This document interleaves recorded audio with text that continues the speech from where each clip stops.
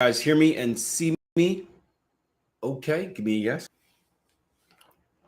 Hopefully, we get this thing going on YouTube as well. We will see. Trying out a different kind of streaming deal over there since YouTube's been giving me some problems as of late. But welcome back. Yeah, we were talking about, or she said, oh, let me get my recording up here in the live room. Give me a second. There we go. Got to remember to click all these buttons, Akil. But yeah, Orsi asked the question coming in. She says, "How was the movie and the popcorn yesterday?" Right, referring to our interest rate decision, and it was interesting. It was a horror show because you guys saw the whipsaw, right? You saw the whipsaw, so there's you knew it was a bloodbath out there for a lot of people. As always, I get message after message after message like 10 minutes before the interest rate decision saying, "Hey, what do you think? What are we going to do? Blah, blah, blah, blah, blah, blah," right? As people are scrambling to either try and enter a position in hopes of making a quick buck, or maybe they're already in a position and they're trying to figure out what to do. I purposely ignore those emails. Well, I don't ignore those emails, but I give them the answer I normally give them, and they end up disappointed because I don't tell them what to do. I say, "Hey, I'm just watching from the sideline." But it was disappointing because we were hoping, or I was hoping that the reaction to our news, our fundamental news, would allow the markets to break out and open up some more opportunity. And it's done none of that. I don't know if you guys have looked around the market. Nothing has really changed into a situation that, from a technical perspective, makes me excited. I looked around the pairs this morning. I had absolutely nothing on the radar. I expected that before the news because of everyone keeping their powder dry. But after the news, I thought we would either break out one way or the other, maybe attack some structure levels, the ones that we pointed out in yesterday's session, or create some new structure levels and break out with some new opportunities. But none of that happened. So I've got nothing for you guys today. I'm going to, if anyone on YouTube or if you guys on here have something you want me to take a look at, let me know and we can do that. But I've got absolutely nothing. It was interesting. We did hike by 75 basis points, which was the expectation. That's why you saw kind of the initial pop, a little bit disappointing. It was also kind of mentioned that, hey, there was really no information given on what we're going to do moving forward. The next hike, I believe, is September, right? And there was no information. There was no like, hey, we're going to reduce or we're going to increase in September. It was basically saying we're going to rely on what the data tells us. And I'll tell you what, there is a lot of data between now and September. So we're going to be back in that well, we've been in this mode all year of kind of interest rate or monetary policy question marks. And we're going to overly judge each fundamental news event that comes out, anticipating that it will have, or that the Fed will see it a certain way and cause them to take a certain act. And they wasted no time. That news starts today, right? Coming out, we have two important news events today, right? We've got GDP coming out at 8:30. This is a lagging, so this is from last month, our last quarter. And then we have unemployment coming out as well. GDP is a particularly interesting one because there are two thoughts on this. So I'm sure you guys have heard everything about fears of like a recession. That's the big thing, right? And not technically, but commonly, we're thought of a common definition. It's not the technical definition by any means, but a common thought is that if we have two negative quarters of GDP, then we're basically in a recession or heading towards a recession. You can see on your chart in front of you, looking at the history, our last quarter was negative. If we are negative today, then what do you think is going to happen out there? You think people are going to brush it off, or people are going to be widespread panic, right? What's going to get the headlines? Because that's what ultimately matters, right? Let's not play any games, right? It's all about when it comes to news, CNBC, Bloomberg, Reuters, whoever it is. It's all about the headlines, right? And what is the best headline? Negative GDP, not too bad. Or negative GDP, recession on the rise, right? So you're going to see that flood across the market. People are going to panic. There's going to be a reaction in the market. There's going to be another reaction because it doesn't necessarily mean that we're in a recession, right? And another thing that we're not looking at is that we're increasing jobs by a massive amount, right? That typically doesn't happen during a recession. So again, it's not just the GDP. It's usually a handful of numbers and figures that are kind of on the same track together.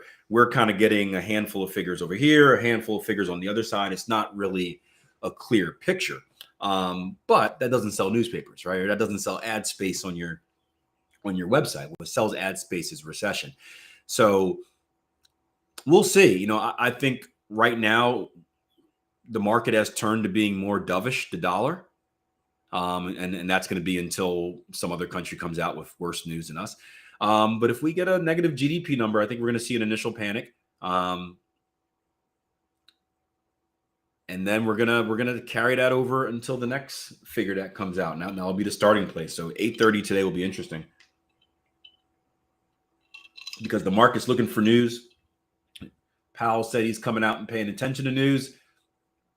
This is the first news, although they already have this information, but to the public, this is the first news that's coming out. So it'll be interesting to see what happens, especially if we get a negative. If we get a negative number, that's going to be fun to watch. Real quick, Dwayne says, hey, Dwayne, said we out in the cold yesterday. Yeah, that's why you guys got to get in the regular live room. But yeah, I don't know what's wrong with the streaming stuff. I did a test run this morning. Some of you guys saw that. It didn't work either. So I went to a different streaming place. But he said, I'm so sorry I did not take the dollar yen short that Jason Grayson spoke about at the time he spoke about it. Since then, I was busy with work, missed other opportunities on pullbacks. Well, you shouldn't be sorry, right? Because are you supposed to take a trade unless it's in your trading plan? Are you supposed to take a trade because someone else talks about taking it? No. So unless you missed an opportunity that you were supposed to take, there's nothing to be sorry. There really hasn't been much movement on that short either. That short was based off a longer time frame. Or it's a bigger picture short, so there's still plenty of opportunities to get involved, but there's no reason to be sorry, right? Let me ask you guys this in the live room. Are you ever sorry that you missed a move that you weren't supposed to take in the first place? No. That's called following your plan. Shoot, if we were sorry off of every hindsight move that happened, we'd be sorry all the time in the market. We'd be a sorry bunch of traders. So unless there was something specific in your plan that you were supposed to take, and for some reason you didn't take it, then you shouldn't be sorry.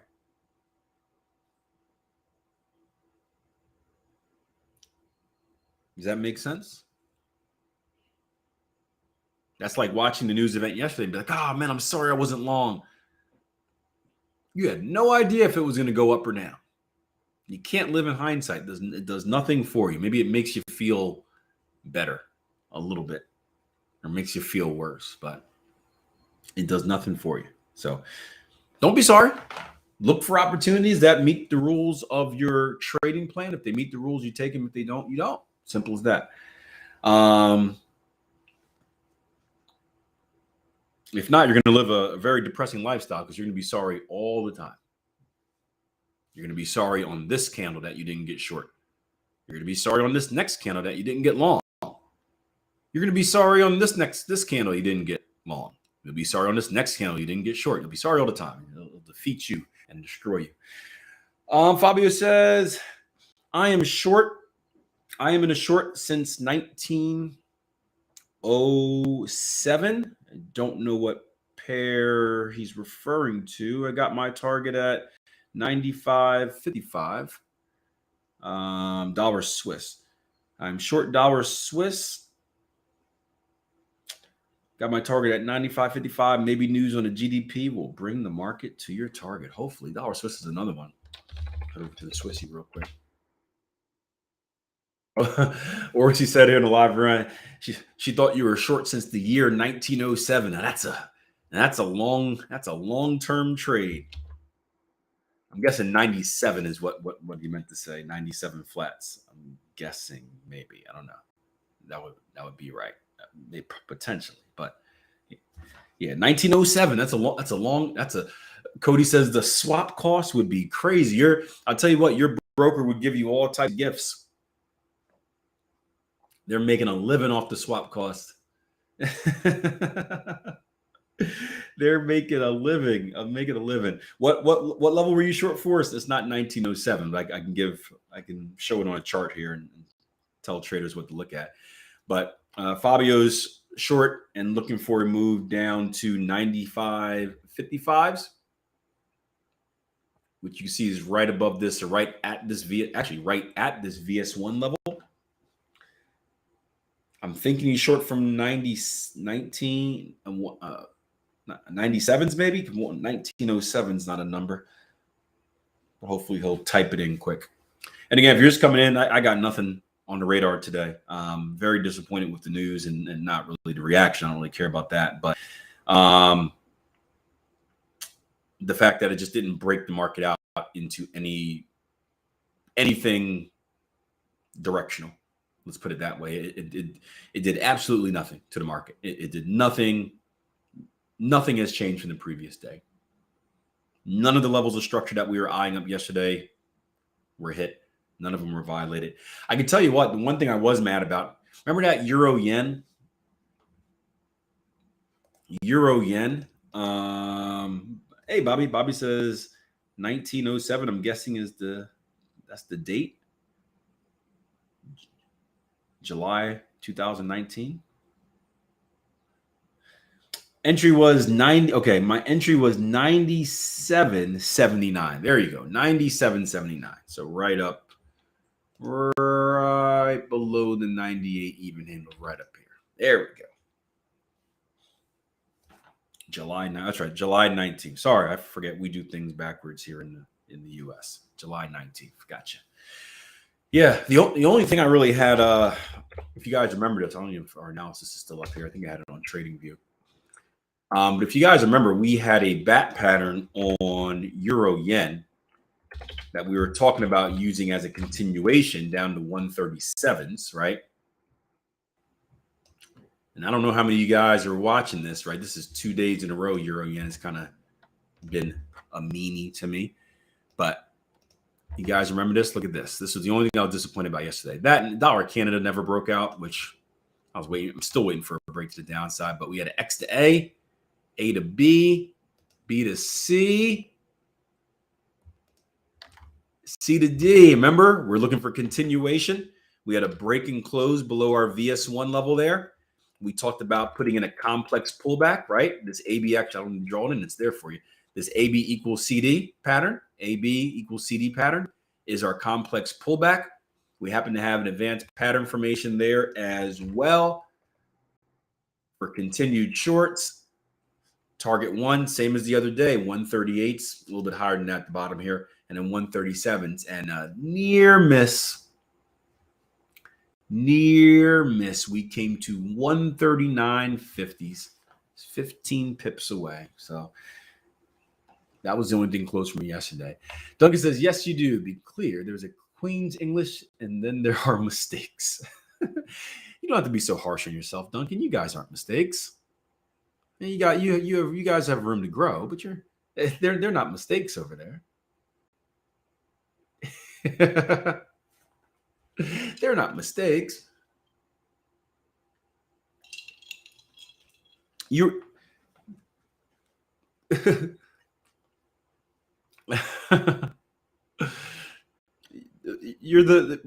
we call you the beta version.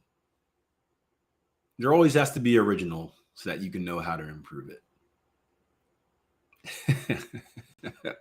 America. All right. Bobby says, Akil, will there be a live? We'll be back to the live room soon, waiting on a new laptop. Awesome. Can't wait to have you back in here, Bobby. Yeah. So again, if you guys have anything you want me to take a look at, let me know. Type it in. If not, we're just going to head out today. There's nothing. I don't like wasting time. I've got some strategy development and back testing I can do, or preliminary back testing I can do instead. I know you guys do as well, but did want to come in just in case there were any questions or anything like that. And want to test this live stream out. Although we won't be live streaming next week, I don't think. We have that 2-week event. Cody says I got nothing. Darn dollar Canada. Again, dollar Canada is the one thing that I'll be watching like a hawk today. That's the only thing that still has potential, though it's been super weird. If you guys remember, dollar Canada waiting for a break of our VS1 level down here, right? We break this VS1 level, right above 28 or 128. I think we can go to $1.27. Fabio says Aussie Canada. Sure. Let me know what you want to look at on Aussie Canada, and I can do it. Yeah, we haven't broken this level. This has been very interesting, dollar Canada, right? Because you're going to see this. Actually, we got a break. We did get a break this morning. We ended up breaking. Good, perfect. So we can look for this. But this is a break and close on the 4-hour. Let me show you this though. This is interesting. On the hourly, it's not a break and close. Right? With the tricky setup, right? 4-hour break and close. Hourly, it goes back to this. Daily, no break and close. So I still need to see a fresh break in this because we don't have that break and close here on the hourly. We have it on the 4-hour, but if I'm going down to a lower time frame to execute a trade, I need it on there as well. We do not have it. So I got to wait on Canada. But that's the only thing that's still on my radar. Fabio wants to take a look at dollar Aussie Canada. I'm waiting for long opportunities on trend continuation on Aussie Canada.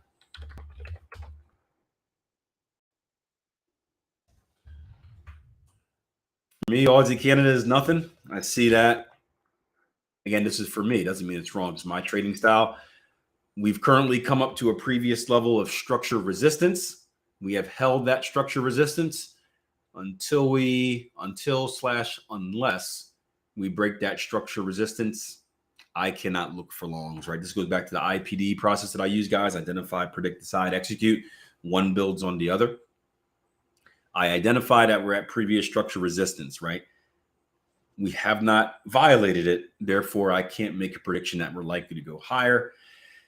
Because I can't make a prediction that we're likely to go higher, I don't want to involve myself in a trade where in order to profit, I would need to go higher, right? It doesn't make sense to me.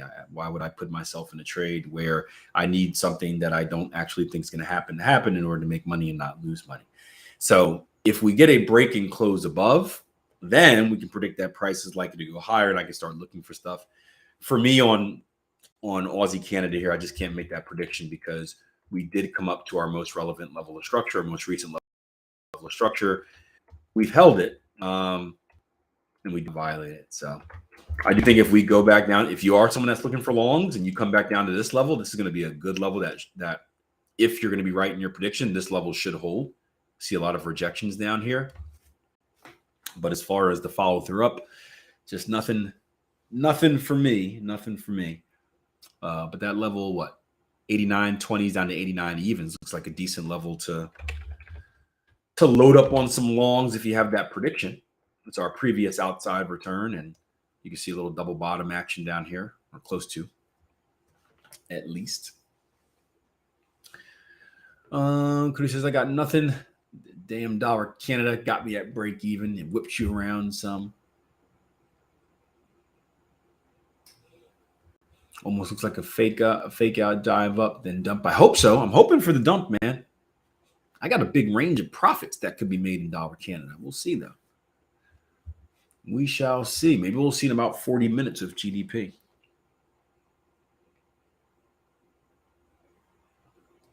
All right. All right, going to give you guys one last chance to type anything in. That goes for YouTube.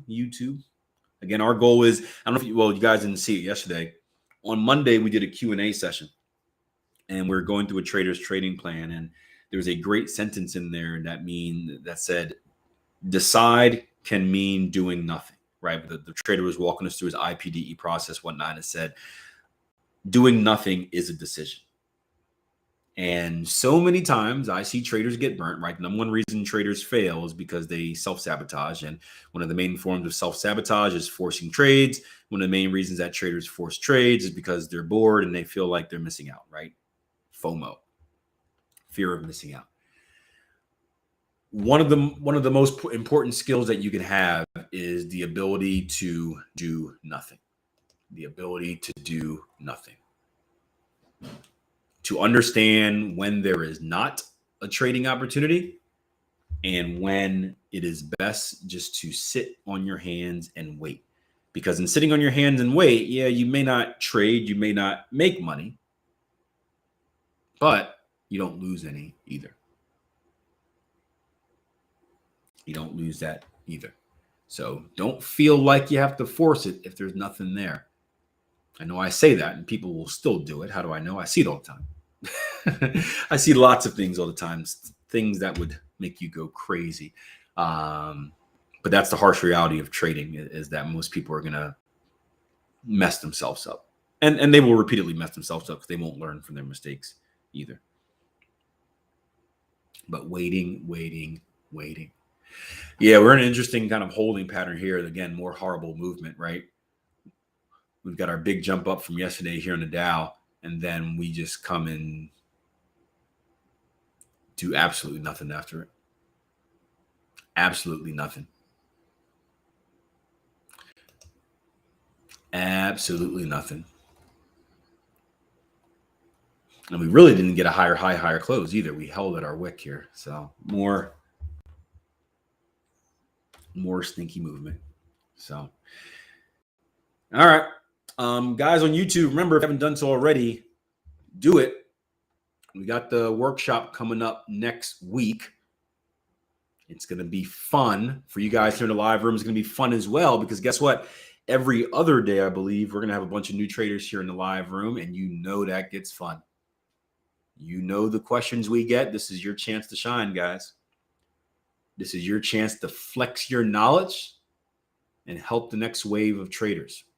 But it also means some very interesting discussions as well. Hopefully the market opens up some so we can actually look at some trading opportunities. But we'll be kind of taking a step back and still doing our live room stuff, but kind of focusing on some more of the basic concepts, since a lot of these traders are kind of new to the whole process of learning about how to properly read a trend, how to identify support and resistance, all that fun stuff. So we'll be taking a slight step back. We're still gonna analyze the same way I always analyze. So we got to look for trading opportunities, but there will be more of an educational aspect to it as well. So I'm looking forward to seeing the YouTubers there, of course, but I need you guys to be there too as my support, because I can't answer all the questions by myself. I need your help. So that'll be kicking off next week. I'll see you guys this weekend for a Trading Edge video. Until next time, plan your trade your plan. I'm going to go continue trying to develop a strategy and getting some back testing numbers. Hope you guys have a productive day as well. If you need me, I'll be on the tier 1 chat too. All right. Take care.